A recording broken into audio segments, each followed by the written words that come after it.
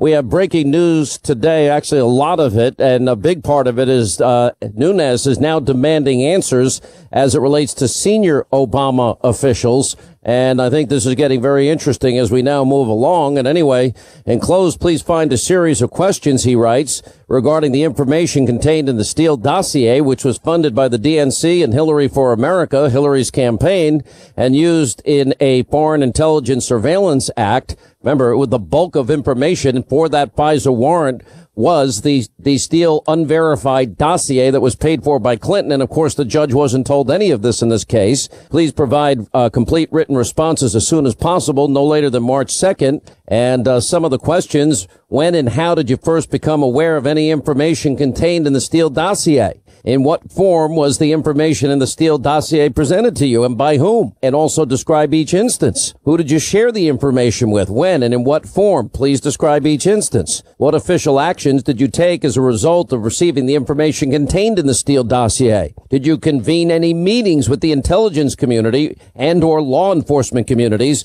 as a result of the information contained in the Steele dossier? When did you first learn or come to believe that the Steele dossier was funded by a Democrat-aligned entity? When did you first learn or come to believe that the Steele dossier was funded by the DNC and Hillary for America, the Clinton campaign? And when did you first become aware that the Steele dossier was used to obtain a FISA warrant order on Carter Page?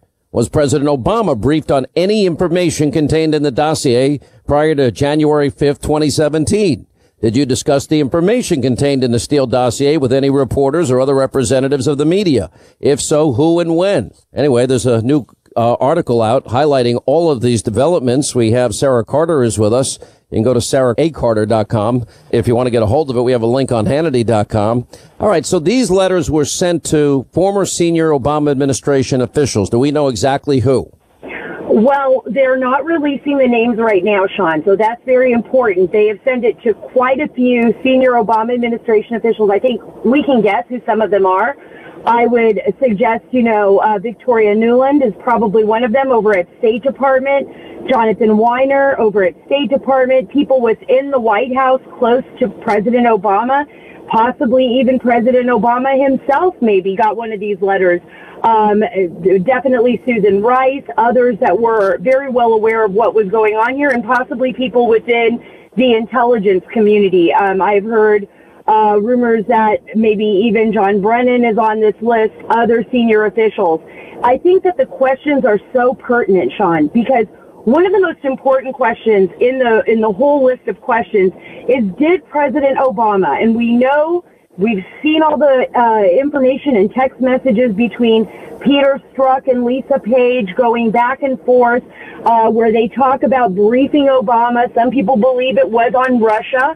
And did he know about this? Was he aware of the dossier before January 5th? Was he aware before he was briefed by his intelligence community on this? And how much did he know? I think that's going to be a very significant question that needs to be answered. And, when you talk about leaks, the number of leaks that have come out in the last year, and some which are just factually wrong, others which are national security related, particularly with regard to then National Security Advisor Mike Flynn and his conversation with Ambassador Kislyak.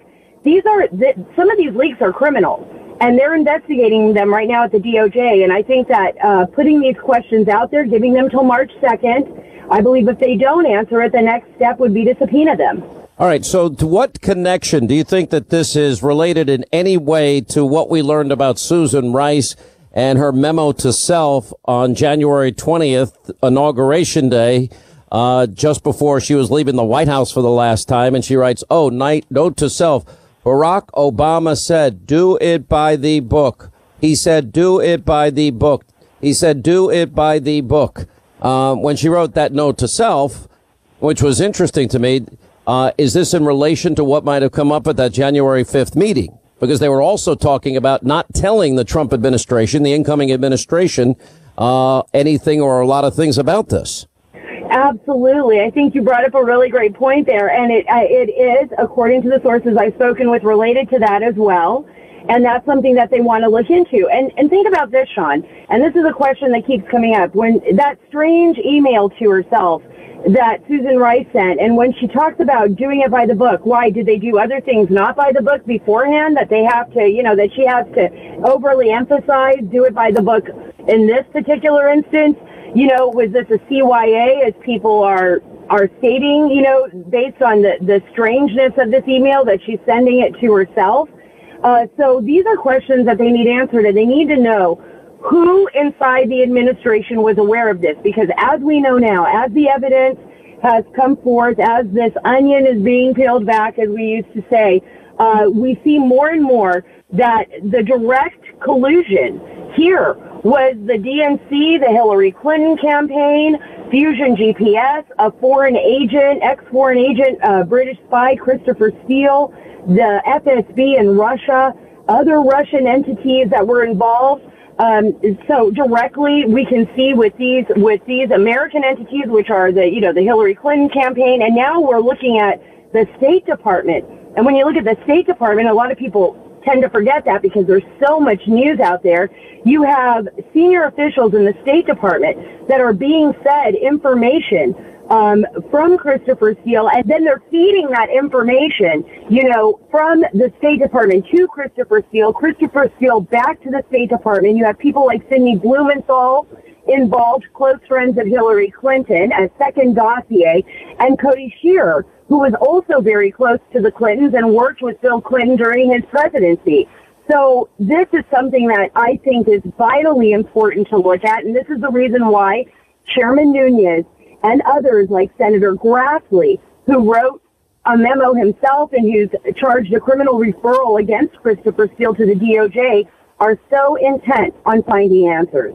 All right, let me go to what is happening with General Flynn, the sentencing phase of that case when he pled guilty to lying to the FBI, which we all believe was a bogus charge, and we think he was set up in a perjury trap. At least I do, because I'm pretty confident, and it's been talked about at length, how there was surveillance of him, there was no minimization of him, and there was unmasking, and of course the raw intelligence was leaked. And when he was interviewed by the FBI obviously knew every word he said, and if he misremembered or said one thing that wasn't consistent, they absolutely, quote, had him for perjury. Well, now the sentencing was put off until May, but the judge in this case is the same judge that was involved with Senator Ted Stevens. And in that case, we thought we had a senator involved in corruption. It had turned out in that case that exculpatory evidence was withheld purposefully. We know the track record because you wrote a great column on Friday about Andrew Weissman. Twice he's withheld exculpatory evidence. And we know that he's been overturned by the Supreme Court 9-0, by the Fifth Circuit Court of Appeals. And my question is this. Is this case a General Flynn with this judge? It sounds to me like the judge suspects his guilty plea was defective and that there may be exculpatory evidence regarding him, and he's demanding that the special counsel send all that information over. And he has every right to, because he does believe this, and he wouldn't go this far if he didn't. I mean, this is something that's very unusual, and the reason it is, and Andrew McCarthy actually wrote a really phenomenal piece on this, and Byron York actually referenced it. I did as well in my column on Weissman, is because, for all accounts, Flynn already pled guilty. So why would he be asking for all of this evidence? He believes that exculpatory evidence was withheld. I can tell you this, Sean. I just spoke today to somebody very close to General Flynn, a personal friend of Lieutenant General Flynn, who said that he felt compelled to plead guilty because the FBI and DOJ had indicated that they were going to begin investigating his son and his family. And so despite there being no predication to do so, that he was already in the hole so big. I mean, you got to imagine the amount of money that General Flynn had already spent. It was close to $1.5 million in the hole on this investigation. He was up against the government. So who knows what his attorney is going to do now and how his attorney is going to handle this. Stay right there. This is going to get interesting. With the judge's request, and by the way, he said he will determine what is exculpatory. He wants everything in the General Flynn case sent over to him, which I found fascinating. All right, stay right there. More new developments as we continue with Sara Carter, Fox News Channel investigative reporter. All right, as we continue with Sara Carter, investigative reporter with the Fox News Channel. Now, other developments that we have today about Robert Mueller. What do you know about this Alex van der Zwaan that was charged today with lying to the special counsel and the FBI over the course of this investigation? I guess a son of a Russian oligarch, and he's apparently known as a known quantity. Anyway, what do we know about this guy? Well, what we know is that now he's been indicted for apparently lying to the FBI. And what's interesting here is that we see all these connections, to Paul Manafort indictment. We've seen the George Papadopoulos indictment and, Flynn's indictment. Now, that's interesting because when you think about Flynn and when you think about Papadopoulos, you also see it with the one count of lying to the FBI. Now we have this new guy who pops up, Alex van der Zwaan, and he's also apparently being charged with the same one count of lying. What we don't see here still is any indictments proving any kind of collusion. We're seeing that, the special counsel reach and, of course, look into Ukrainian elections and Paul Manafort's past dealings with Ukraine and with other nation states and how his financial dealings, but we're not seeing what the original edict of the actual special counsel was. And I think because we know now, obviously from Rod Rosenstein coming forward and speaking to the public, that and making it very clear that in the indictment against the Russians, and this was the indictment we just saw a couple of days ago against the 13 Russians and 3 entities, that even though they charged those foreign people and those foreign corporations, that there was no actual witty American involved in any of these schemes. And I think the answer is pretty clear. I think that what we're seeing here is Special Counsel Mueller kind of wrapping it up.